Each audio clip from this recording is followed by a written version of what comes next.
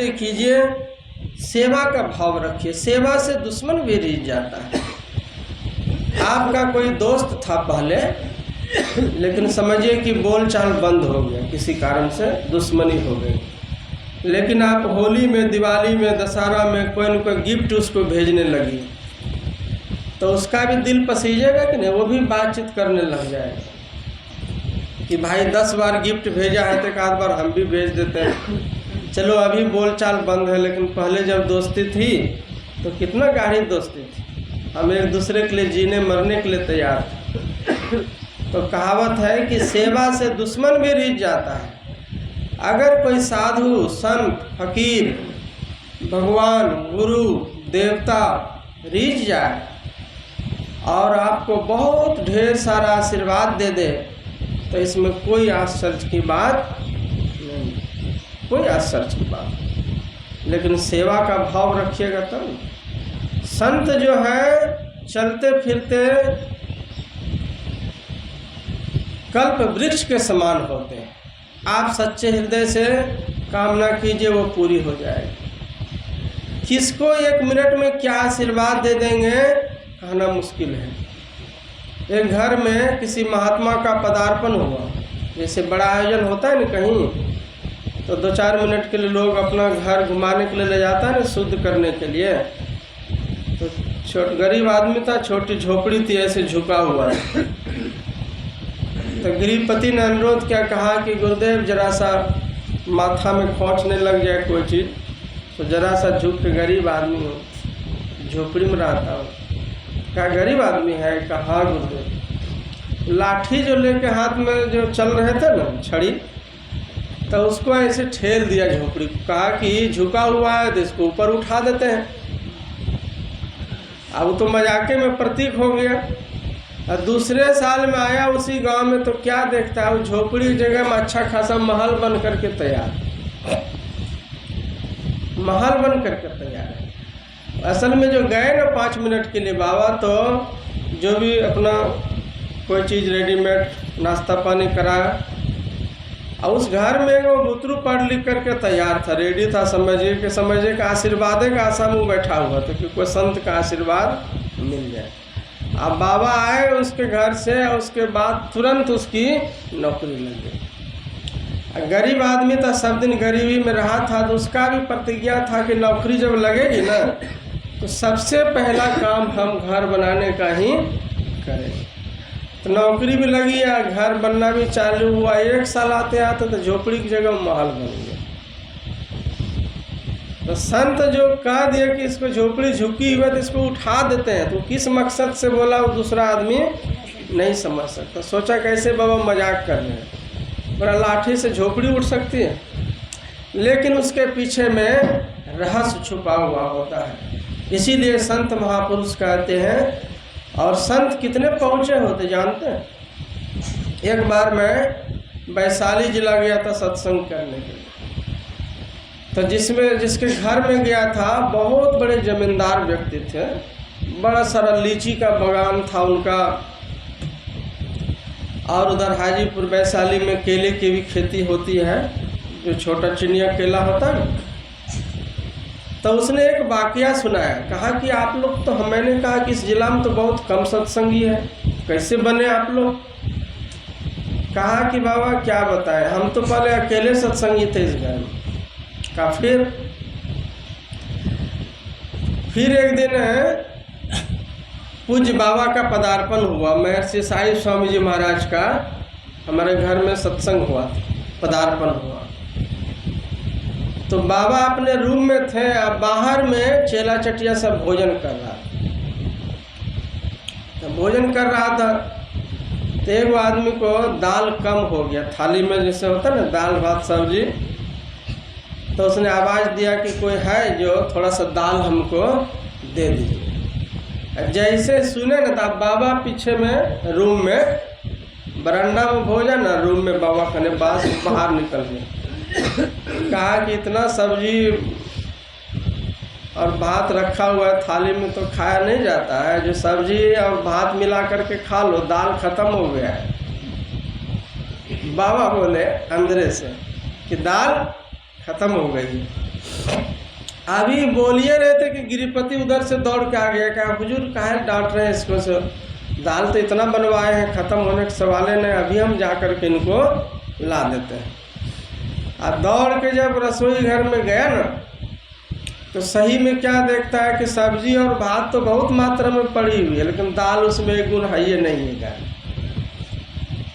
तो संत कैसे जान गया? बाबा तो कभी किचन में गए नहीं, वो अपना रूमे में बैठे और कहाँ क्या हो रहा है यहीं से ध्यान की दृष्टि से जान जाते। तो उसको कहते संत। जब उस बूढ़े ने सुना इतना प्रभावित हुआ, वो तो सोचिए रहे थे कि मने मन की बाप रे, कोई अंतर्जामी संत मिल जाए तो जीवन हमारा बदल जाए। जितना बाल बच्चा था, बेटा पुतहू पोता पोते, सबको साहिबा से दीक्षा दिलवाए।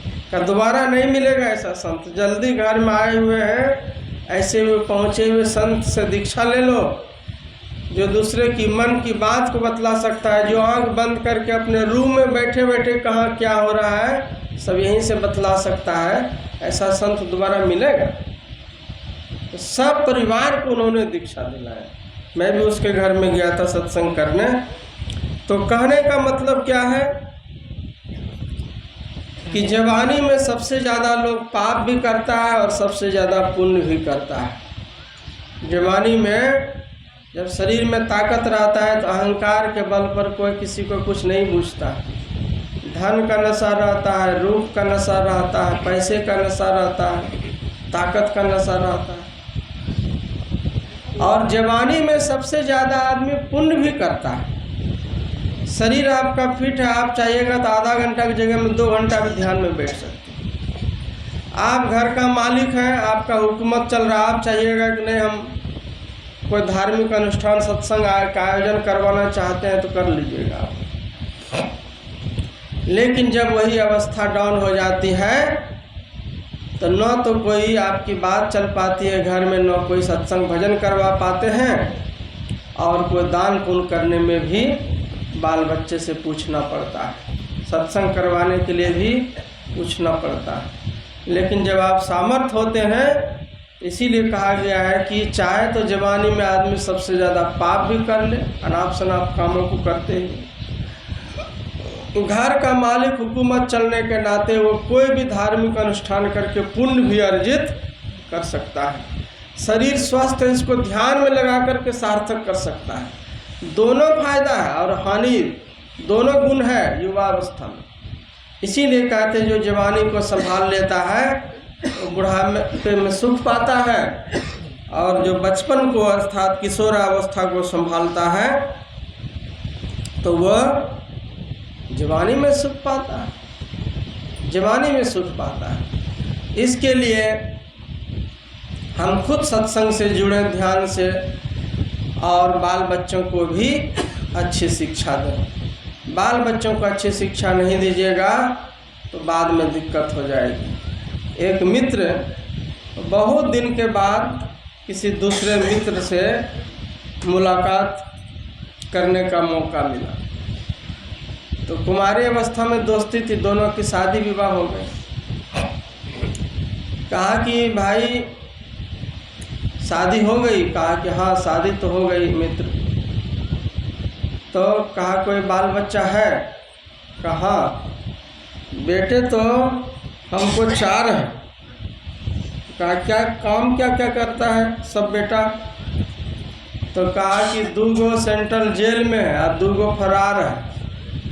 अब बेटा हमको 4 है। मतलब बहुत होने से भी कुछ होने वाला नहीं, अगर शिक्षा नहीं दी है। कितना माई दाई देखिए, एक गोदी में बेटा खेल रहा है, अब फिर वो आशीर्वाद मांगने आ जाती, कहता बाबा एगो और आशीर्वाद दीजिए न, से एगो बेटा कोई बेटा है जो और एगो आशीर्वाद दे दे। नाम कमाने को होगा तो एक ही बेटा नाम कमा करके आपको दे देगा। इसीलिए लेकिन उनको अच्छी शिक्षा दीजिएगा, अच्छे रास्ते पर चलाइएगा, तब ऐसा संभव होगा। इसीलिए संत महापुरुष कहते हैं कि जहाँ भी सत्संग में जाइए, यहाँ देखिए 1975 ईस्वी का इसमें बोर्ड लगा हुआ है। जो हम लोग सत्संग मंदिर में बैठे हैं सत्संग करने के लिए, तो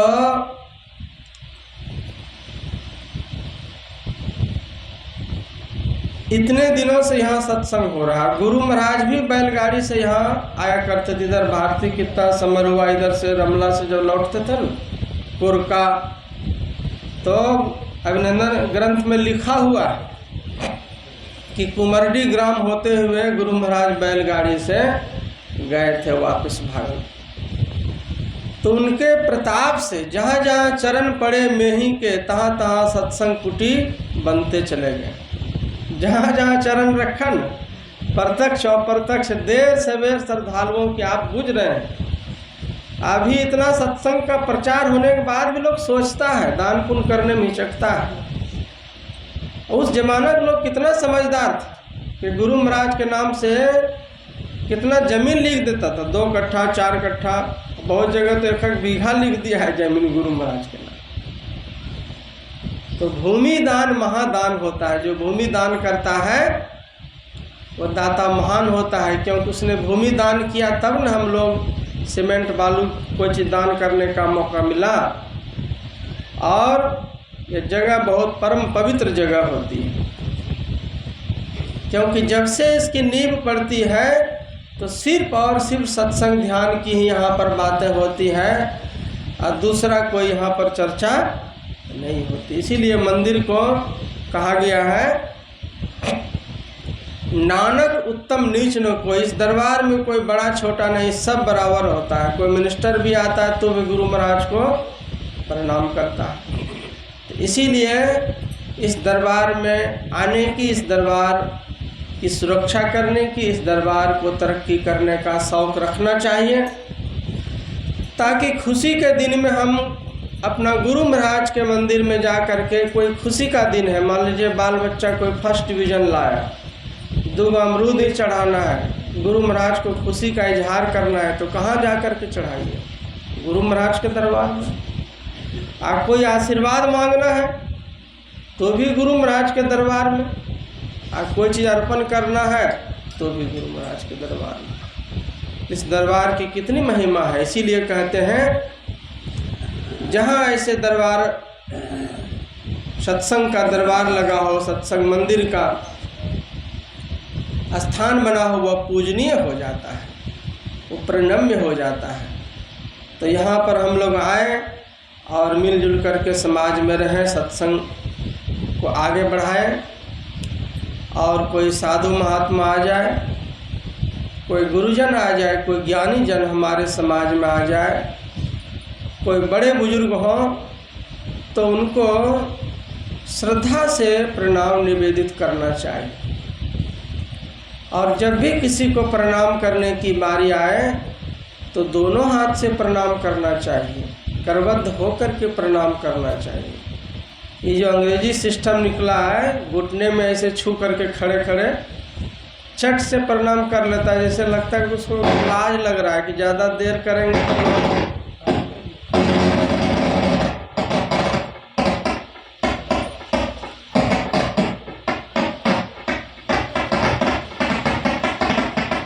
वोल्टेज कम रहा है, वोल्टेज बढ़ा दो स्टेबलाइजर से।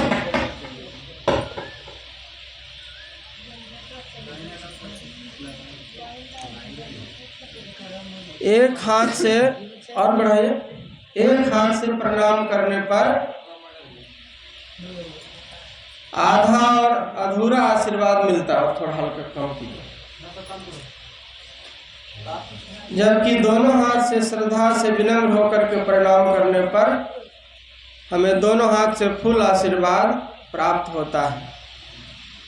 और विशेष लाभ लेने के लिए दाहिने हाथ से दाहिने पैर को छू करके और बाएं हाथ से बाएं चरण को छू करके प्रणाम करना चाहिए। जैसे सामने कोई है तो उधर का आदमी का दाहिना पैर उस तरफ में हो गया, तो दाहिना पैर पहले छुएंगे तो दाहिना हाथ ऊपर करके दाहिना पैर को छुएंगे, आप बाएं हाथ से बाएं पैर को छुएंगे। हमारे शरीर में दाहिनी तरफ से अलग ऊर्जा और बाईं तरफ से अलग ऊर्जा निःसृत होती है। तो दाहिनी तरफ से जो उनके चरण से जो ऊर्जा आ रही है, आशीर्वाद की ऊर्जा, वो दाहिने हाथ से अगर छू करके आप अपने आप में लाते हैं तो ज़्यादा वो बेहतर होता है। तो यही सब बातों को समझाने के लिए जगह जगह पर सत्संग का आयोजन किया जाता है। और इसी क्रम में यहाँ पर 2 दिवसीय सत्संग हुआ और 3 सीटिंग का सत्संग हुआ, जो अभी हम लोग समापन की ओर जा रहे हैं। यह जो मासिक सत्संग है भिलाई केंद्र का, यह कैसा सत्संग होता है? ये सब ग्रुप जैसा बना हुआ है कि इस गांव में कभी इस गांव में प्रचार के ख्याल से गुरु महाराज ने और बड़े बुजुर्गों ने यह नियम बनाया था कि सब गांव का आदमी मिल कर के एक दूसरे गांव में जाएंगे तो वहाँ सत्संग का प्रचार होगा। कम आदमी भी रहेगा तो 10 गो गांव का आदमी जुट जाएंगे तो वहाँ गांव वाला को भी हौसला मिलेगा, सेवा करने का भी शौक जगेगा, और ज़्यादा संख्या में होगा तो लगेगा कि कुछ हो रहा है।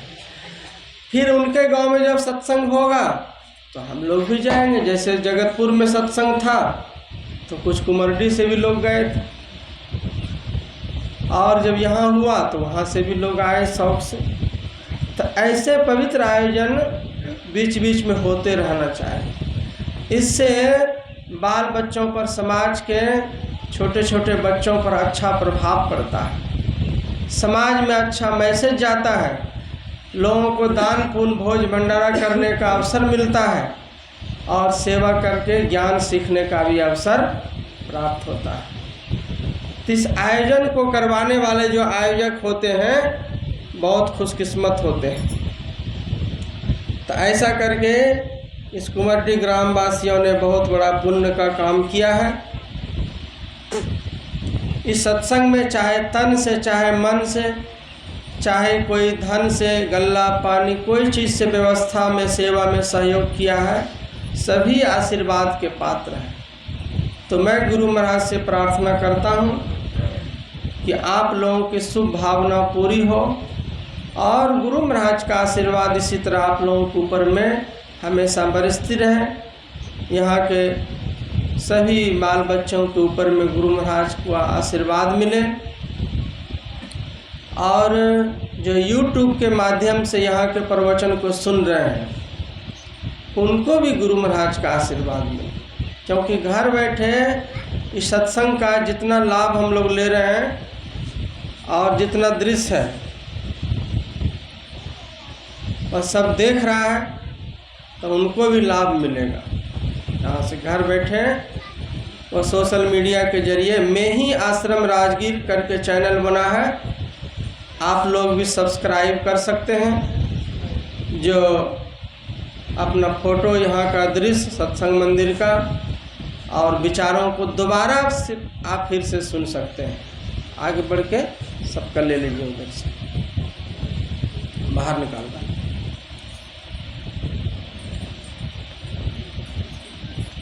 सबका जूम करके लीजिए के काम का अच्छे से। तो सबको आशीर्वाद मिले। इन्हीं शब्दों के साथ मैं अपनी वाणी को विराम देता हूँ। बोलिए श्री सद्गुरु महाराज की जय। और 1-2 सूचना है, आप लोग ध्यान से सुने कि 22 मई दिन बुधवार को गुरु महाराज की 140वीं जयंती मनाई जाएगी। इस बार 140 वर्ष पहले गुरु महाराज का जन्म हुआ था, समझिए 39 वर्ष पहले तो 40वां जन्मदिन थी, दिन बुध पड़ रहा है। तो इसमें हम लोगों को अपने अपने आश्रम में धूमधाम से मनाना है। वहाँ आप प्रभात फेरी का आयोजन कीजिए। गांव घर में कोई गाड़ी है, गुरु महाराज का स्वरूप सजा करके और पताका लेकर के पूरे गांव में घूमना चाहिए आदमी को। और फिर भोजन भंडारे का आयोजन करना चाहिए। जैसे बाल बच्चे का जन्मदिन में कैसे केक काटते हैं, कितना खर्चा करते हैं, तो गुरु महाराज के जन्मदिन में भी गुरु महाराज की खुशियाँ और आशीर्वाद मिले, तो जिनको जहाँ सत्संग मंदिर नज़दीक पड़ता है वहाँ भाग लेना चाहिए। राजगीर में भी मनाया जाएगा। राजगीर में तो बहुत दूर दूर से लोग आते हैं। गया, नवादा, पटना राजधानी है बगल में, सब नालंदा जिला से भी लोग आते हैं। मतलब वहाँ 10-20 जिला का आदमी जमा हो जाता है, इसलिए कि अंतर्राष्ट्रीय स्तर का जगह है। तो एक सूचना ये है, और दूसरी सूचना है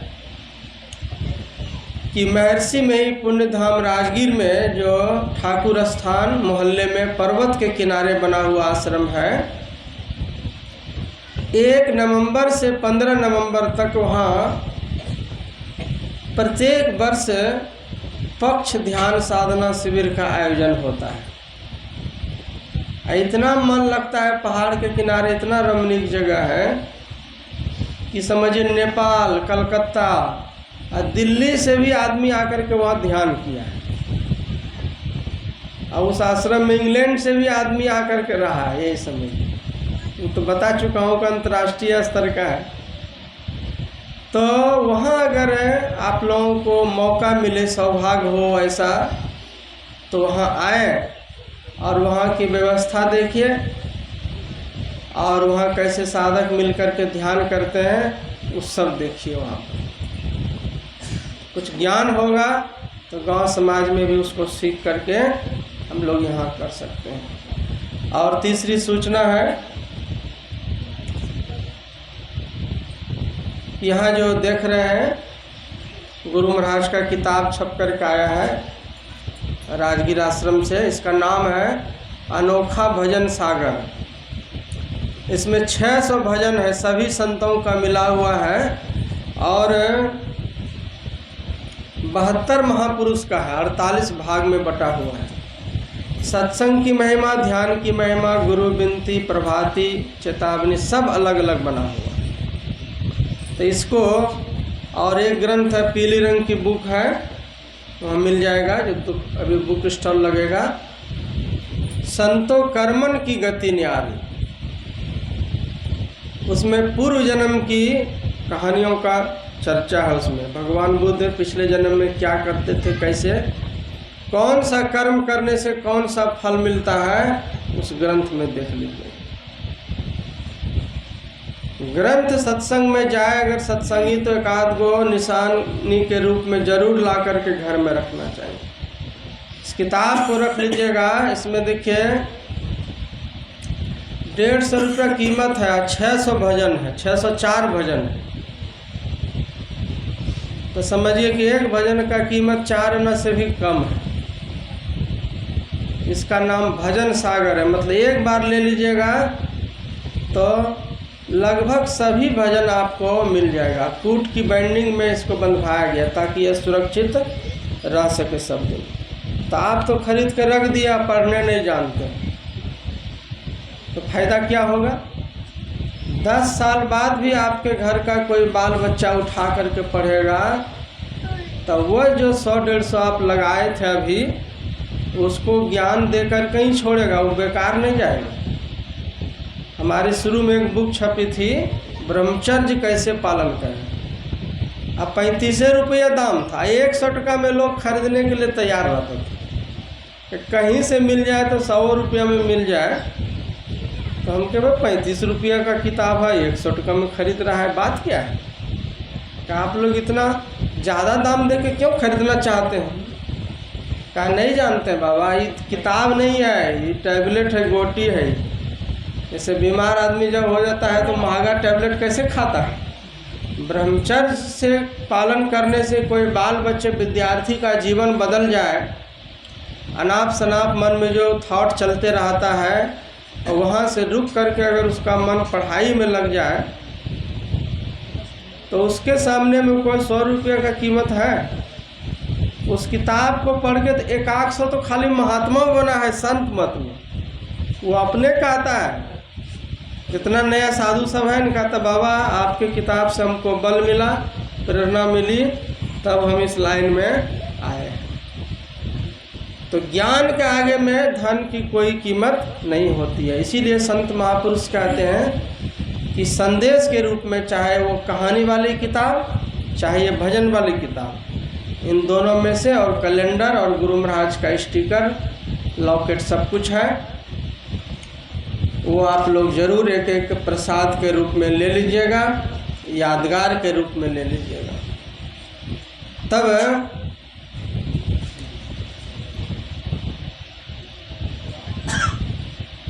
हम लोगों को इस सत्संग में आने का लाभ प्राप्त होगा। अब विशेष सूचना दीक्षा के बारे में आप लोग सर्वेश चंद्रहास बाबा से सुनेंगे।